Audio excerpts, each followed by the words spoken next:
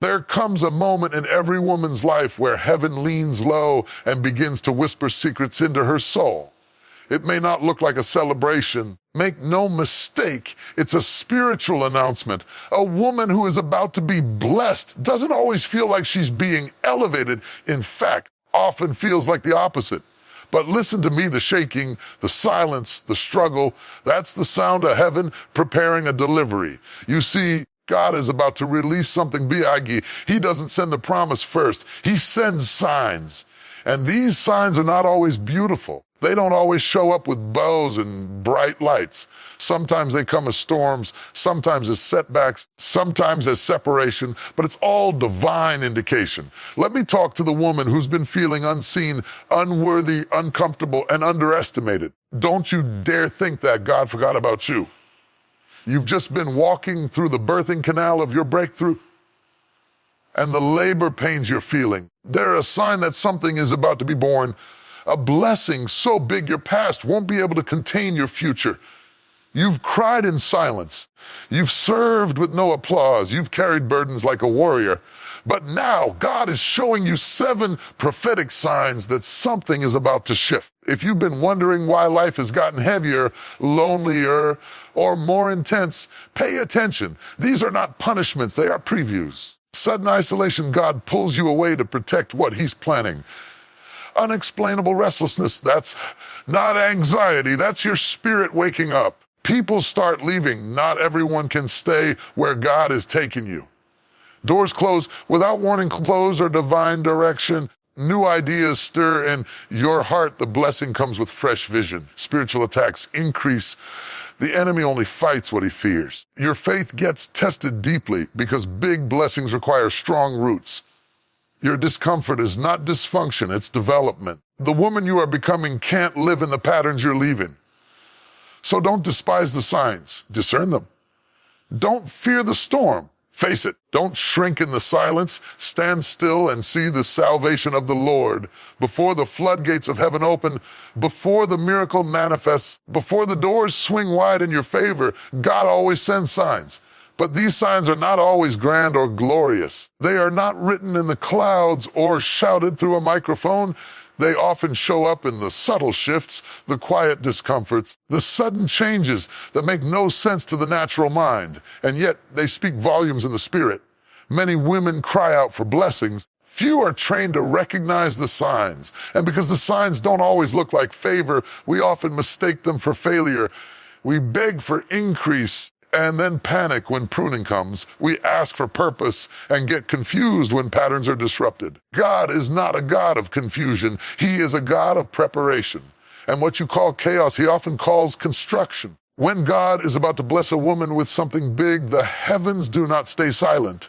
They begin to stir. There's a shifting in the atmosphere. The same way the earth trembles before a mighty storm, the spiritual realm begins to move when destiny is on the horizon. If you are only looking with your natural eyes, you'll miss it. You'll call it a breakdown when it's actually a buildup. You'll name it a curse when it's actually a course correction.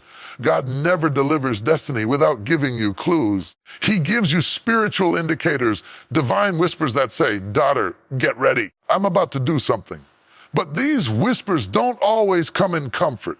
Sometimes they come in isolation.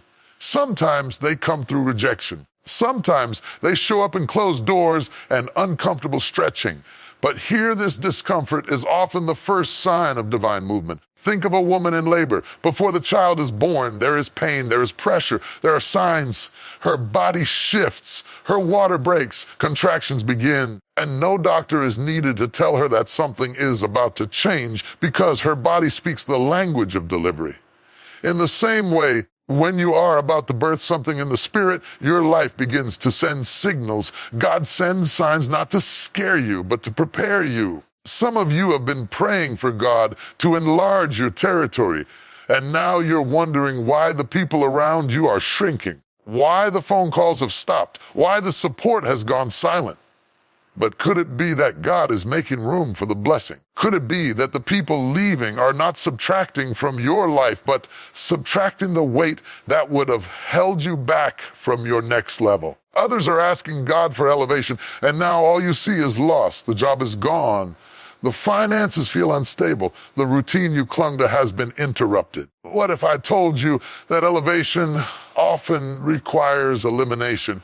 What if the things you lost were never meant to survive the blessing that's coming? Sometimes God has to clear the stage before he reveals the next act of your life. God is strategic. He doesn't waste a move.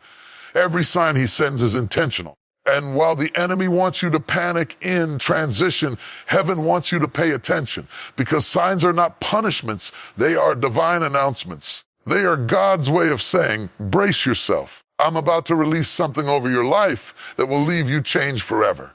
But to recognize the signs, you must be spiritually awake. You must learn to see beyond the surface. You have to stop looking at what's going wrong and start asking, what is God doing beneath this? You have to stop cursing the shift and start embracing the signal, because the signs aren't always pretty, but they are always purposeful.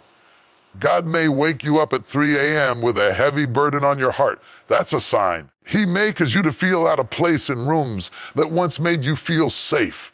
That's a sign. He may cause you to lose your taste for things that once fed your ego. That's a sign. He may stir in you a hunger for more, even when you can't explain what more is. That's a sign. And all of these are clues that something is breaking in the heavens on your behalf. You see, divine blessings require divine preparation.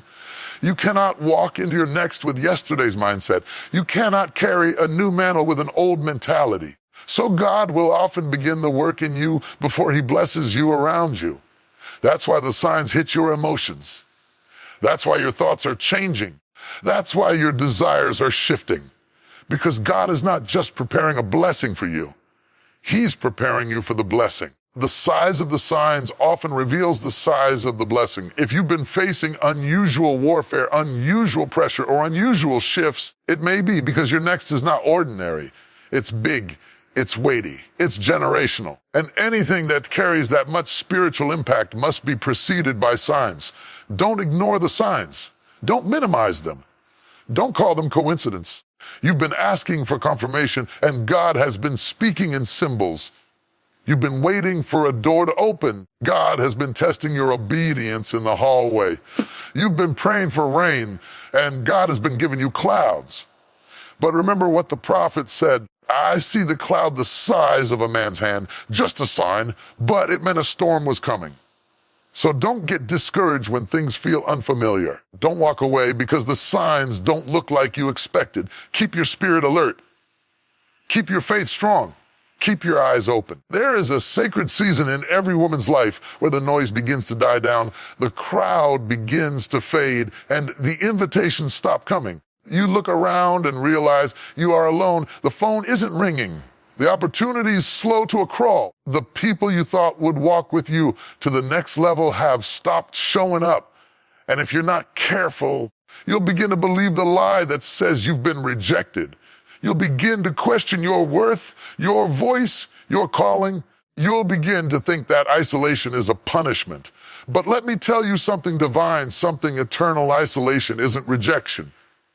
It's preparation. God never pairs great women in public. He molds them in the shadows. He does his finest work behind closed doors. Because anything that is born of significance must be protected before it can be revealed. When God is about to raise up a woman for something big, care enough, the first thing he often does is separate her. He begins the process of holy detachment.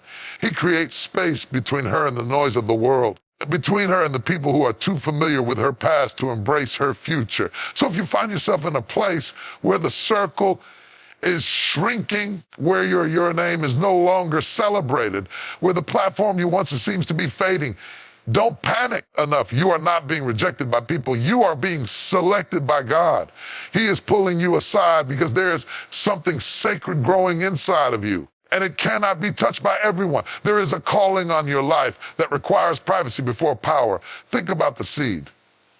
Before it ever sees the light, care enough, it must first be buried. The soil becomes its secret sanctuary. It doesn't look glorious. It doesn't feel good. The seed is covered, hidden, isolated, and care enough. But it is in that hidden place that the seed is broken open.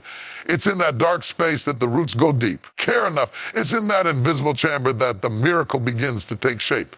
And woman of God, that's exactly where you are, not buried to die, but planted to rise. Isolation is not abandoned as alignment. It is God drawing you closer, removing distractions, stripping away attachments that cannot go with you where you are headed. It may look like you're losing, but in the spirit, you are gaining strength. Enough. Gaining insight, gaining clarity. You are being trained in silence. Your anointing is being refined in the stillness. Your discernment is being sharpened in solitude. The world is obsessed with platforms, but God is obsessed with process. Enough. The wilderness isn't the devil's domain. It's God's workshop. Moses had to go into the desert before he could deliver a nation. Care enough. Joseph had to go into the pit before he could reach the palace. David was in the field, tending sheep alone, before he was ever anointed as king. Care enough. And Jesus himself had to withdraw from the crowds, often rising early to be alone with the Father, because isolation is where power is renewed. Care enough. You must understand that the greater the call and the deeper the consecration. And consecration doesn't begin on stages. It begins in solitude. Care enough. God isolates you because he wants to talk to you without interruption. He wants to reveal strategies to you without the opinions of the crowd. Care enough. He wants to grow your character without the applause. He wants to develop your voice without the noise of competition. So don't resent the quiet seasons. Don't curse the silence. Don't let loneliness lie to you. You are not forgotten. You are not overlooked. You are not being punished enough. You are being pulled into purpose. And yes, it may hurt. Yes, it may be confusing. Yes, you may long for connection. But understand this, intimacy with God always precedes impact for God. And if he has called you apart, it's because he is preparing something within you that the world isn't ready for yet. Sometimes isolation is the only place where God can detox your soul. Care enough. He uses the stillness to remove the lies you believed about yourself. He uses the silence to help you hear your own voice again. He uses the space to untangle your identity from the expectations of others. Because when he brings you back into the light, you cannot waver. You cannot doubt. You cannot shrink. You have to know who you are and whose you are. And that knowing only comes through being alone with him. There are things God whispers to you in isolation that he will never say in a crowd. There are levels of healing that only happen when you step away and care enough. There is a depth of anointing that can only be developed in the secret place. And when that work is complete, when the oil has been pressed out of your pain, care enough, when your voice has been shaped by the Spirit, when your identity has been anchored in truth, then and only then will God reveal you. And when he does, care enough. The people who thought you were being rejected will have no choice but to recognize you were being refined. And those who assumed you were will see that you were being washed clean. The ones who left you in the valley will watch you rise to the mountain. Not because of your popularity, because of your preparation. You will come forth like gold, not better, not broken, but blessed. Not empty, overflowing. And the beauty of it all is this: you won't even have to explain yourself. Your fruit will speak for you. Your strength will be undeniable. Care enough. Your presence will carry the weight of glory, not because the crowd that cheers for you, but because of the God who prepared you in the silence. So woman of God, wipe your tears. Lift your head. Breathe in the peace of your hidden season. You are not alone. Heaven is watching. Angels are assigned. Care enough. And God is closer now than ever. He is preparing you for something you cannot even imagine, something eyes haven't seen, something ears haven't heard. Care enough. Something that's been hidden just for you. When a woman is on the edge of her greatest blessing, the atmosphere around her will begin to change. Not in peace. Care enough. Not in comfort. Not in calm, but in chaos. All of a sudden, things start falling apart. People act out of character. Emotions run high. Fear creeps in. Care enough. Confusion clouds the mind. It may feel like life is spinning out of control, but in the spirit realm, it's not chaos. It's a clue. I challenge enough. And Karen, it's not an accident, it's an alarm. You're not under random attack. You're on the verge of breakthrough. Anchor enough. Because whenever heaven is about to deliver something powerful, hell gets nervous and warfare intensifies. You've been wondering why your sleep is broken, why your thoughts feel heavy, why people you love are suddenly turning against you, why there's tension in the atmosphere. Let me tell you why. It's not just emotional, it's spiritual. You are under surveillance by the enemy because what's inside of you poses a threat to the kingdom of darkness. Care enough. You are carrying purpose. You are moving into position. You are growing, shifting, elevating. And the enemy knows he can't stop what God has already approved. So what does he do? He sends warfare. And let me tell you something about spiritual warfare. It doesn't knock politely. It barges in.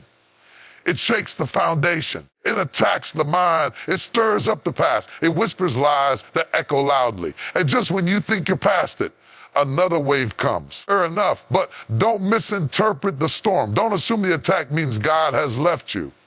On the contrary, it means God is about to launch you. Enough. That attack didn't come because you're weak. It came, you're close. The enemy does not waste ammunition on people going nowhere. He saves his heaviest artillery the moments where you're closest to destiny, because the enemy is not omniscient, but he can sense movement and care enough. He can feel momentum. And when your spirit starts getting aligned with heaven's timing, when your prayers start shaking the atmosphere, and care enough, when your obedience starts irritating hell, that's when the enemy intensifies the battle. You're not being punished. You're being pressured into power. And this pressure doesn't mean the end. It's the signal that something is about to break. When a woman is in labor, the pain doesn't increase the closer she gets to birth. It intensifies. Her body pushes harder. Her muscles tighten. The contractions come faster and stronger. That's not because something's wrong. It's because the baby is almost here. And spiritually, it works the same way. When your breakthrough is crowning, care enough, warfare kicks into overdrive. This is why you feel exhausted, why your emotions are raw, why you're questioning yourself, why the voices of doubt feel louder than ever. The enemy isn't fighting you now. He's terrified of your next, and care enough. And the only thing he can hope to do is wear you down enough to make you quit before you see what God has already prepared for you, and care enough. But what he didn't account for is that you've been battle tested. You've walked through fire and came out with faith. Care enough. You've cried tears that became intercession. You've stood in the dark and still held onto your promise. Yes, the warfare is real. I care enough, but so is the anointing that's coming out of it. You see, warfare isn't just a fight. It's a forge. God is using the very thing sent to destroy to develop you. Every dart laid live, every betrayal, every spiritual blow, it's refining your discernment. And care enough. It's strengthening your prayer life. It's teaching your hands to war and your heart to trust. You're learning how to fight without bitterness, how to worship with wounds, how to praise when you don't have answers. Don't curse the warfare. Understand it. It is not a sign of weakness. It is a signal of transition. You are stepping out of who you were and stepping into who you were destined to be. And just like a snake sheds its skin, care enough. The process is uncomfortable. Old has to fall off. The mindset has to shift. The fear has to die. The weight has to drop. Enough. That's why the attack feels personal, because it is. The enemy knows what you're stepping into. He sees you are no longer content in Egypt. He sees you're no longer addicted to approval. He sees you're no longer defined by what broke you. And so he strikes. But let me declare this over you. Enough. The attack will not win. The enemy is not sovereign. He can attack, but he cannot cancel. He can distract, but he cannot destroy. Care enough, because no weapon formed against you shall prosper. The storm may come, but it will pass. The fire may rage, but you will rise. You were built for battle. Ellen, care enough. You were designed for destiny. And if God brought you to this moment, he has already given you what you need to survive it. Enough. You don't need to figure everything out right now. You just need to stand. Stand in your truth. Stand in your calling. Stand in your authority. Stand in your word. Stand in your faith. Because sometimes the breakthrough doesn't come from fighting. It comes from not folding. The enemy's greatest fear is a woman who refuses to bow, even in the midst of the fire. And here's the truth. Breakthrough is not just about what you receive, but about you become. This season of warfare is birthing a new version of you. A woman who prays without ceasing. A woman who sees in the spirit. A woman who walks with confidence. A woman who carries oil. A woman who can cast down lies and lift up truth. Care enough. A woman who doesn't need the world's validation because she's already approved by heaven. So let hell rage. Let the enemy do what he does. Let the attacks come. But you keep your armor on. You stay rooted in the word. You plead the blood of Jesus. You speak life. You cancel every curse. You stand tall in the fire because the fourth man is with you. And when this storm passes, you will come out not burned, blessed, not broken, but bold, not weakened, but anointed. Spiritual warfare is a reality, but so is spiritual victory, and yours is coming. The warfare is intense because the release is imminent. You are closer than you've ever been. You are stepping into something bigger than you imagined. So don't back down. Don't quit. Don't fold. There is a holy frustration that comes when a door you prayed for, fasted for, believed for, suddenly slams shut. It doesn't knock gently. It doesn't whisper a warning. It shuts firm, final, and without explanation. In that moment, your faith trembles. You ask God, why would you lead me here just to lock me out? Why let me hope, only to hand me disappointment? We serve a God who sees what we don't. Who knows what we can't? Who looks into the future and guides us with wisdom, convenience, and because he's sovereign, he will sometimes let the door you want remain closed so he can lead you to the door you actually need. The denial isn't punishment. It's protection. The no isn't cruel. It's a course correction. And the sooner you stop staring at what didn't open, sooner you'll see what is being unlocked before you. You may be thinking, but I thought this was it. You had peace. You had alignment. You had confirmation, or so you thought. But faith doesn't mean familiarity. And just because something looked good doesn't mean it was God. You can pray for an opportunity and still not be prepared for the outcome of that yes. So sometimes in his mercy, God says no, not because you're not worthy, because the room behind that door would have crushed what he's cultivating inside of you. And listen, God doesn't waste movement. He allowed the door to close. It was deliberate. He shut it before it could delay you.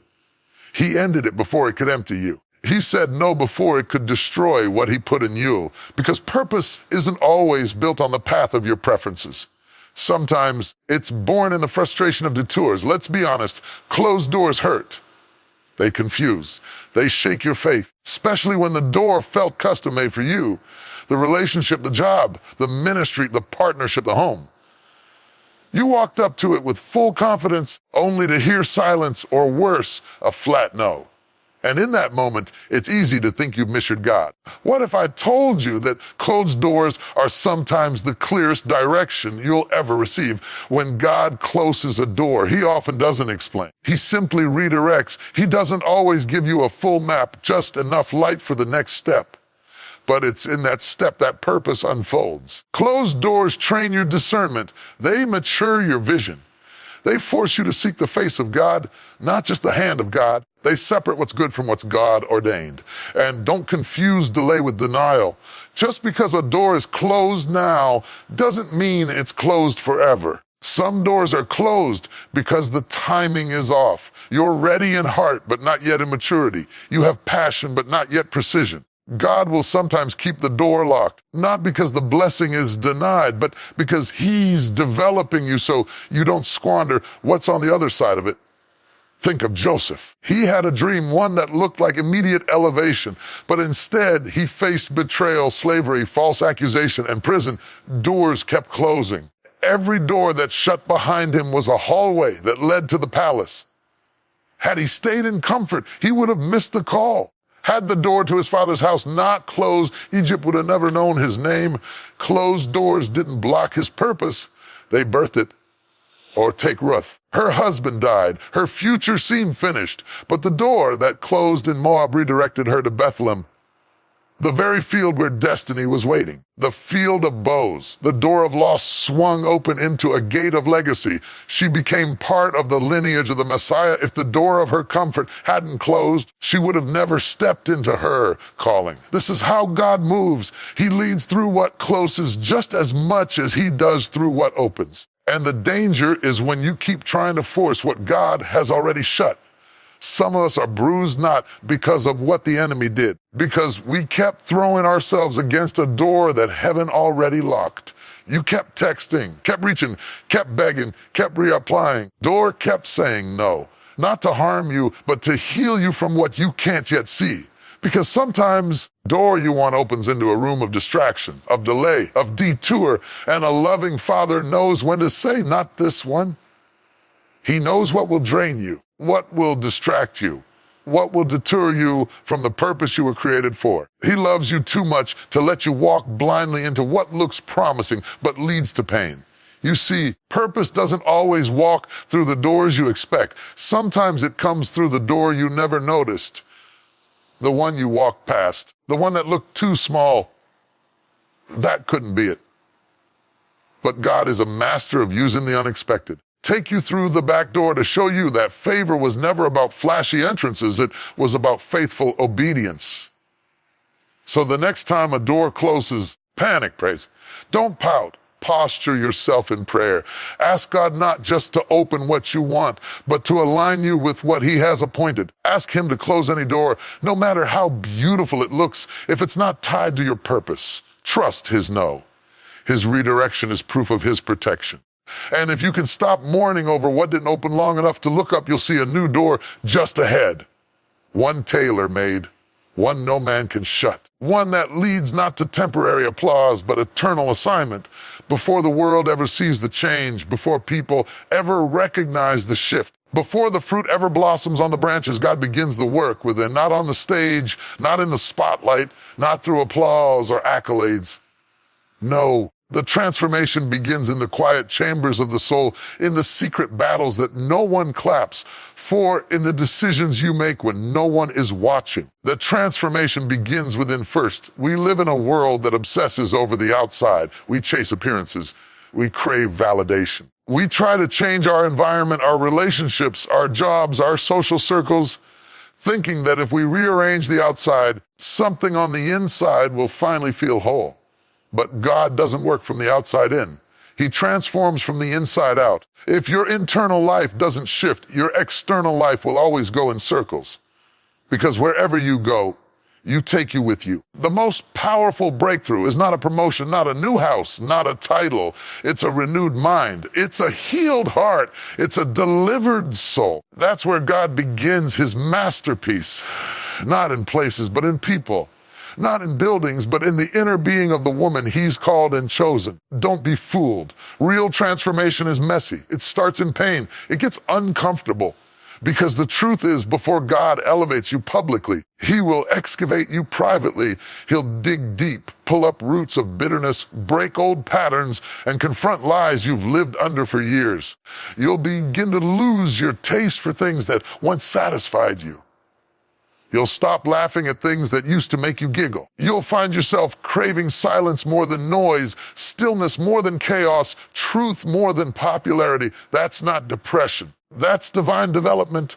God begins to peel back the layers, not to shame you, but to shape you. He exposes what's been hiding under the surface, insecurities, fears, ego, pride, trauma, not to destroy you, but to deliver you. Because he cannot bless who you pretend to be. He blesses the real you, the raw you, the surrendered you. And when he begins that internal transformation, it can feel like your world is falling apart. You'll start losing interest in conversations that lack depth. Your circle may get smaller. The things that once gave you comfort might start to feel shallow. That's because God is upgrading your spirit, and when your spirit elevates, your atmosphere must shift. You might not see it right away. There may not be any outward evidence, but deep down, something is stirring. Something is healing. Something is being rebuilt. You're not where you want to be yet, but you're also not where you used to be. And that in-between space, that's sacred. That's holy ground. That's the proving ground for transformation. We love the word, breakthrough. But real breakthrough starts beneath the skin. A woman who has truly been transformed doesn't need to announce it. Her presence speaks. Her energy is different. Her perspective is elevated. She no longer reacts from the same broken place. She no longer chases the same things. She doesn't need validation because she walks in revelation. She doesn't have to beg for love because she's learned how to receive it from God first. You may be in a season where you feel like nothing is happening. You're not getting the calls. The doors aren't opening. The results seem slow. But what if I told you that this is the most important season of your life? Because what God is doing in you is preparing you for